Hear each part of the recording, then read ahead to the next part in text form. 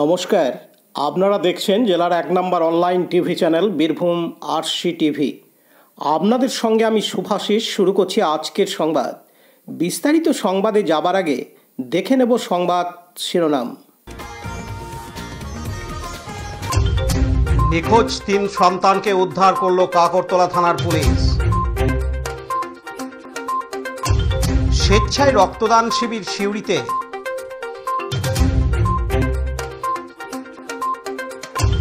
Tractor driver নিয়ন্ত্রণ হারালে রাস্তার ধারে মৃত্যু হলো এক মহিলার। বিশালাকার অজগর সাপ উদ্ধার হেতমপুরের রাজবাড়িতে।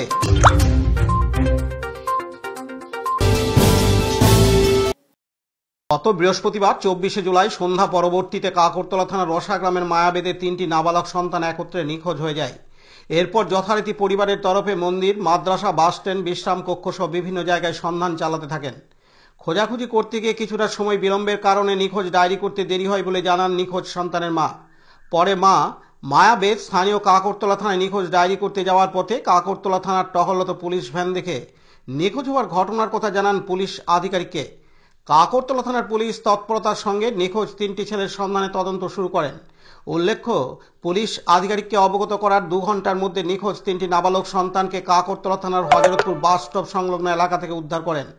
সাথে সাথে মায়াবেদকে থানায় ডেকে পাঠানো হয় এবং ৩ সন্তানকে তার হাতে তুলে দেন। পুলিশের তৎপরতায় নিখোঁজ সন্তান ফিরে পেয়ে মা মায়াবেদ স্বভাবতই খুশি ব্যক্ত করেন। পাশাপাশি কাকরতলা থানার পুলিশকে ধন্যবাদ জানান। এদিন মা মায়াবেদ জানান,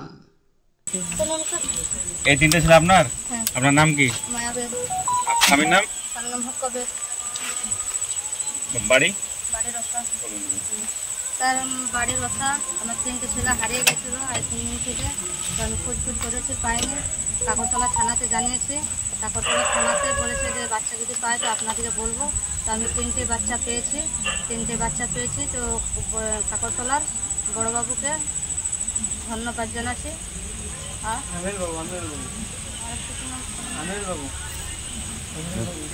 আমরাল বাবুকে ধন্যবাদ জানাচ্ছি। আপনার ছেলে সুস্থ আছে? আমার ছেলে সুস্থ।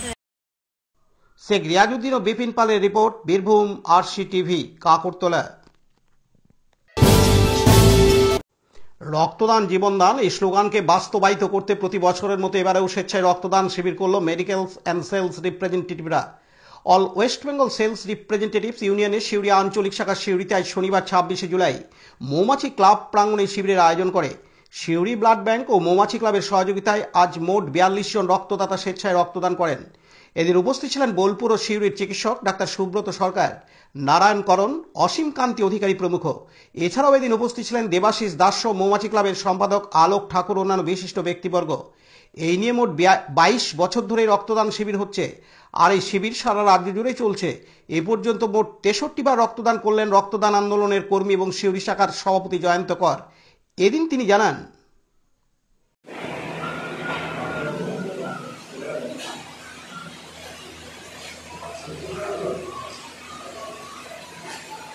আচ্ছা, কিছু ব্লাড দিচ্ছে,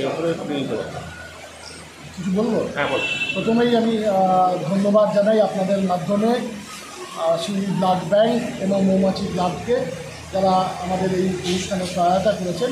সামাজিক দায়বদ্ধতা পালনের জন্য AWBSR all West Bengal sales representative union ২২ বছর ধরে প্রতি বছর প্রত্যেকটা শাখায় উপশাখায় এই ব্লাড ডোনেশন ক্যাম্পের আয়োজন করছে। এবছর আমাদের ৫১তম বছর। এবছর আমরা মোটামুটিভাবে প্রায় ৪০-৪২ জন রক্তদান করতে পেরেছি এবং আগামী দিনে মানুষের সচেতনতা বাড়লে এবং আমাদের মেডিকেল রিপ্রেজেন্টেটিভরা আমাদের সামাজিক দায়বদ্ধতা পালনে আরও এগিয়ে এলে এই সংখ্যা আরও বাড়বে বলে আমার মনে হয়।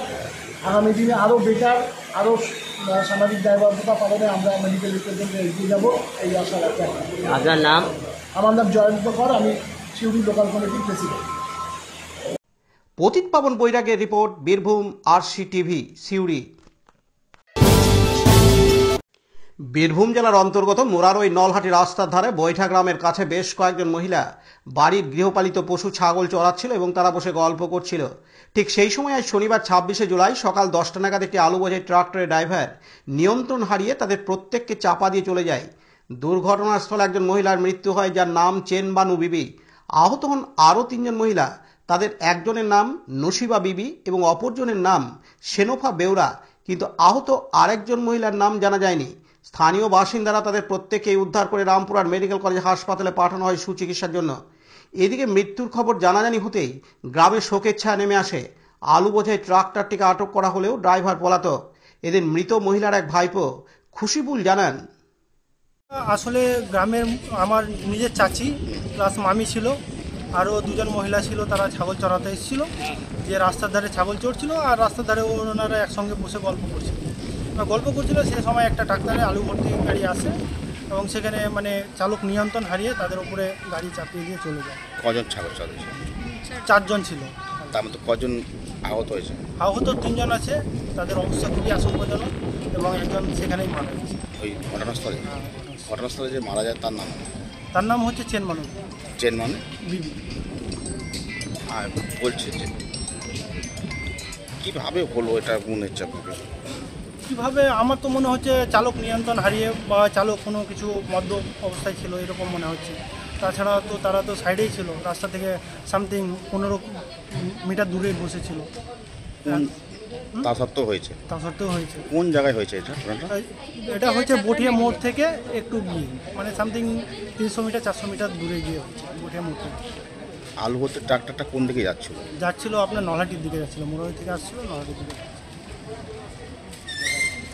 কি নাম আপনার? আমার নাম খুশিবুল শেখ। যে মারা গেছে তার নাম, তার কি সম্পর্ক? আমি হচ্ছে ভাতিজা, ওটা হচ্ছে আমার চাচি। Dipu Mia report, Birbhum RC TV, Murarai. দুবরাজপুরের হেতমপুর রাজবাড়িতে বিশালাকার অজগর সাপ উদ্ধার করা হয়। হেতমপুর রাজবাড়ির পেছনের দিকে প্রায় 200 বছরের পুরনো কুয়ো থেকে পূর্ণবয়স্ক 9 ফুটের অজগর সাপ ঝুঁকি নিয়ে উদ্ধার করেন সর্পপ্রেমী অমিত শর্মা।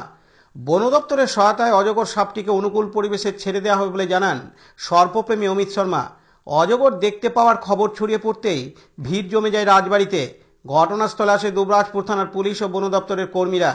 এদিন সর্পপ্রেমী অমিত শর্মা জানান, আজকে মোটামুটি 12টা নাগাদ একটা অজগর সাপ রেস্কিউ করলাম। দুবরাজপুর হেতমপুর রাজবাড়ির ঠিক পিছনে একটা পবিত্র একটা কুঁয়ো রয়েছে, সেই কুঁয়োর নিচে একটা অজগর সাপ ছিল, অ্যাপ্রক্স 9 ফুট মতো লম্বা।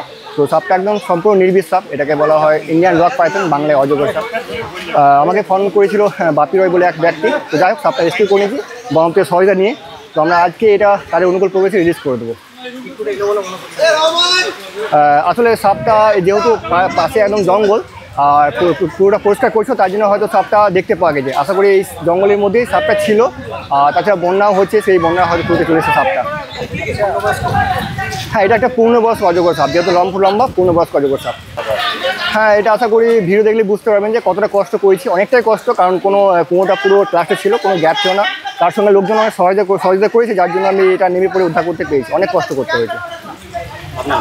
আমার নাম Amit Sharma. Laltu Mukherjee report, Birbhum RC TV, Dubraj. আজকের সংবাদ এই পর্যন্ত। পরবর্তী সংবাদের জন্য চোখ রাখুন বীরভূম আরসি টিভির পর্দায়। নমস্কার।